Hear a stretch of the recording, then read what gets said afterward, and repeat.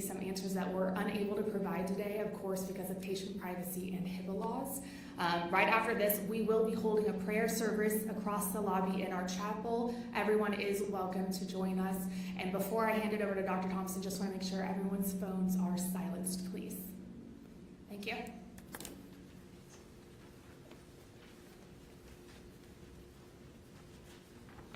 All right, good afternoon. Thank you guys so much for being here with us today and helping us share in this information with our communities. I'm going to read part of this and then I'll talk.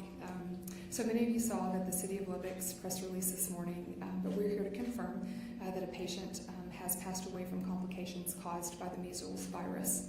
The child was school-aged and did not reside in Lubbock County. We do want to say our thoughts and prayers are with this family, as this is new news today. So this is still really fresh for them. Why did we do this today? Why did we choose to have a press conference to talk about this? And the way that I say this is it's because this is a big deal, and we have known that we've had measles in our community. We are now seeing a very serious consequence of what happens when we have measles in our community. And so we just feel like it's our obligation. I will tell you, actually, I'm the chief executive of the 4 Covenant hospitals here in Lubbock, but what I really am is a pediatrician. So I was a pediatrician for many years before I was a hospital administrator. And so this hits very close to home for us just because of our love for children. So as of today, more than 20 patients have been admitted to the Covenant Children's Hospital. We have several of those who have required intensive care as a result of having the measles. And as you can see from today's news, this virus can have severe and deadly consequences. We want to urge our communities to be vigilant, and you'll hear kind of the second part of what we want to do today is just continue to provide an opportunity for some education and questions about the measles. We want you to educate yourself with information from reliable sources like the city and state health authorities, so thank you guys for being here with us today, and of course information that we provide here. We also want to continue to emphasize that vaccination is the best way to prevent the spread of this virus and to prevent the severe complications. Dr. Johnson, who is our Chief Medical Officer, will share some of the truths about measles and some of the questions and specific things that we are doing. And so we did want to put on the screen, because we know that vaccination is the best way to prevent these complications, we just wanted to put dates and times that the City Health Department is holding their vaccine clinics. Thank you guys for just being with us today. We hope we will answer many questions, but like I said, the 2 biggest reasons that we are here is we just want to be able to talk about what's happening in our community and then be able to provide good educational resource and information. I do want to say just one quick word about my caregivers. So at Covenant Health, we call all employees that work in our hospitals, from everybody who takes care of a patient to anybody that works in the billing office. We believe that we're all here to take care of patients. And I do want to say that my caregivers have been fantastic in the middle of this outbreak, and I would just ask you to keep them in your thoughts and prayers as well. This has been hard on them as we have had so many kids coming in, and then obviously we were not prepared probably so early in what we're seeing to already have a death that's attributed to this. So I do also want to say that the efforts that we have done are not, we have many departments and staff that have helped us take care of this. I remain to be impressed by our staff and just the quick way that we have set up. You'll hear Dr. Johnson talk about, we have set up a shed, for the lack of a better term, where we are pre-screening patients before they come into our emergency room, and just the quick way that we have been able to set up so many things in our hospital to ensure that you're safe. Dr. Johnson will go in to all of these things, but the other thing that we want to emphasize today is we want to emphasize the safety that you can expect if you come to the hospital, and just the different precautions and things that we are doing. So it is my pleasure to introduce Laura Johnson, who's our Chief Medical Officer, and she's going to have some more specific information on measles, and then at the end of what she talks about, we'll be happy to take some questions. Thank you. I am also a pediatrician and a pediatric hospitalist, and have had the opportunity to participate in the care of some of the measles patients that we've seen in the hospital. So I just want to reemphasize some of the things that Dr. Thompson has already said. We've seen about 20 patients who've required hospitalization with confirmed measles, as well as a handful of patients who presented to our emergency department but did not require ongoing hospitalization. For these patients, they've ranged in ages from infants, school-age children predominantly, and some older children as well. What we see with these patients is really what we see classically with measles. So in general, the clinical presentation of measles is one that has high fever associated with it, and then a constellation of respiratory symptoms: red, watery eyes, significant nasal congestion, and cough are the hallmark symptoms, and then proceeding with a rash. And that rash is pretty characteristic, starts generally on the face and then spreads down the body. So one of the questions that I get asked a lot is, why have patients needed to be in the hospital in this situation? And the answer is really because of those respiratory symptoms. Measles is a respiratory virus that causes a viral pneumonia that may necessitate some extra support for those patients while they're trying to recover. And so we've had patients who've required treatment with supplemental oxygen and sometimes higher levels of oxygen in order to help them with their breathing while they're recovering. Measles is an incredibly contagious virus. So one of the reasons why we see an outbreak situation is because measles is very contagious and spreads really easily among those who are susceptible or who aren't immune. So we know if you're in a room with someone with active contagious measles, you have about a 90% chance of contracting that illness if you are not immune. So a very contagious virus. It's an airborne spread, so spreads via particles in the air. Certainly, just to talk a little bit about what we've been doing at Covenant Children's in terms of taking care of the community during this time. Dr. Thompson alluded to some efforts in our emergency department to make sure that when patients are coming in, we're able to screen and kind of touch base as to whether we're concerned that they might have measles, so that any patient presenting with suspected measles, we can just treat a little bit differently, taking directly back to a room to avoid having them in the waiting room or potentially exposing other patients and families. Certainly there are any number of recommendations in terms of making sure that we're appropriately taking care of patients in the hospital, what we call isolation precautions. We have special negative pressure rooms that these patients are placed in, and then healthcare providers and others taking care of the patients use appropriate PPE or personal protective equipment, including N95 masks and things like this, to reduce the risk of spread of the virus. I think just one other thing that I want to touch base on that is so important is, the best way to contain a measles outbreak is through vaccination. We're very lucky to have an extremely effective vaccine for measles.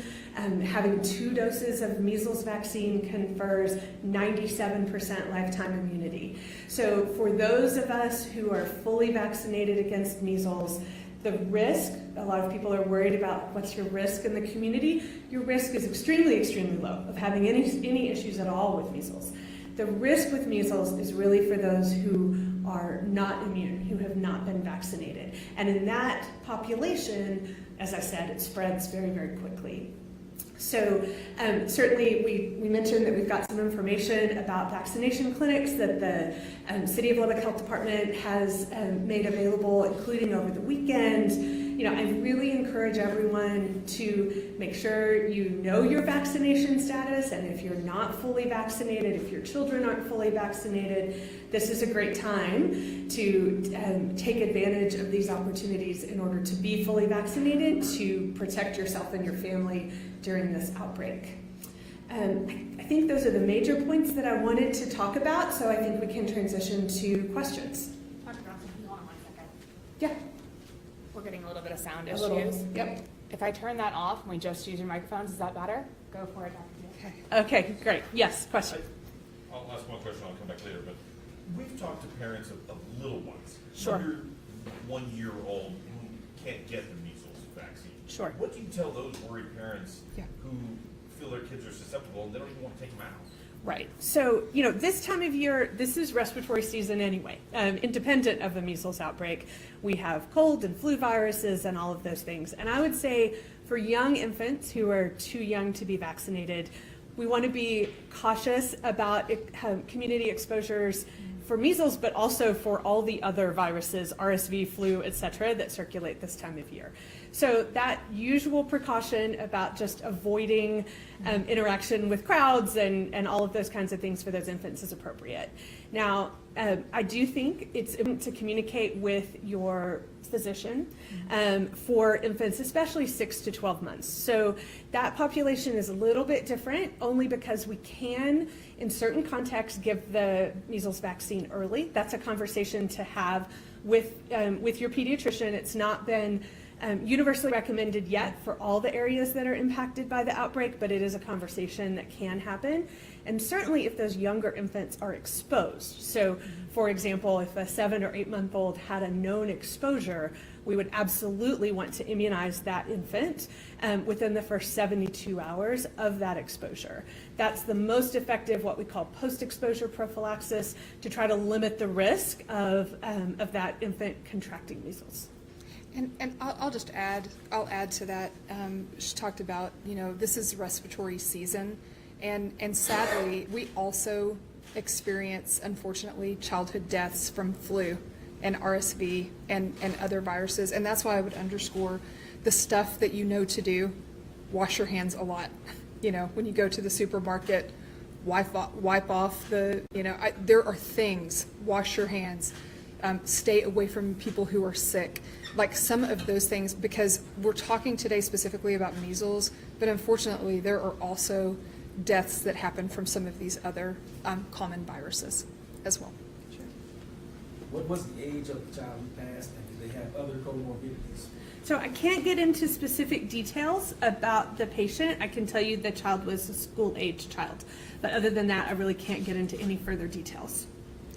Based on the numbers of measles, and you had one death now, was it inevitable that you would see a death here, and do you think that there could be more?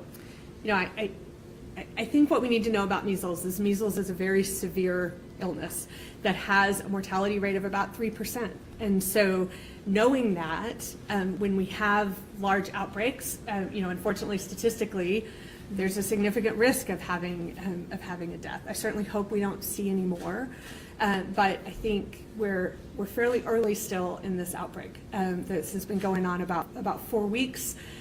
We see the numbers increasing pretty dramatically with each update, and so I think we're just going to have to see what happens. Now, Yeah. as sad as it is, can you paint a picture of how serious it is? A lot of people think measles is a lot of spots and a fever. Sure.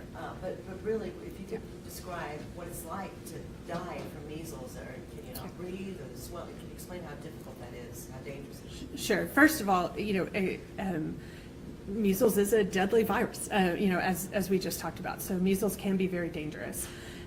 The predominant issues that we talk about, and certainly that have led patients to be admitted to the hospital, are those respiratory issues. And so that is a frequent cause of death. There are also neurologic issues that can happen acutely, encephalitis, swelling of the brain, blindness, other issues along that line that can also be a part of acute measles. And then what we don't talk about as often because it's something that happens after, but there is an additional neurologic complication that occurs years later after measles infection. That is a fatal neurologic complication that can occur 7 years after the initial infection. So measles is very serious. There are lots of childhood rashes and fevers, and as parents we all know that our kids get these here and there. This is not that. This is a much more serious illness that has much greater risk of serious complications. And I should say, just because I just mentioned these other viruses, 3% is a high percentage of complications from the measles. That's a higher percentage. While we do see deaths with other viruses and stuff, it is not at that 3% level. So 3% is a high complication rate. Yes. Was this student, or was this school-age student in any kind of public schools, or is that something you can hint at? I really can't give you any specific details about any particular patient, so I'm sorry about that. Yes? I've got a few questions. In the community, we've been seeing and hearing a lot of people seizing on the fact that there are a few vaccinated cases to argue, oh, vaccines don't make a difference. Are any of your hospitalized patients vaccinated? And what do you just say generally? Will you say like, oh, see, there are some vaccinated cases here, so vaccines don't matter? Yeah, of the patients who have been hospitalized, they've all been unvaccinated. And I think it can be hard in the midst of an outbreak when we're hearing a lot of information, and when sometimes people may report that they've been vaccinated, and how certain are we of that? What I would say is the best data really speaks to the overall vaccine efficacy, which is 93% for one dose and 97% for two. And I think that, that's an important thing to hold in our hands about how well the vaccine works, knowing those numbers. And then what would you say to people who say that the outbreak in Texas isn't unusual, that measles outbreaks happen every year in America? Sure. So I graduated from medical school in 2002. And when I graduated from medical school, I was confident I would never see a measles outbreak unless I chose to work internationally, because at that time we were confident that we'd eradicated measles from the United States and had really gotten to a point where we just didn't see these kinds of outbreaks happening. Obviously, that has changed over the last 20-something years, and so we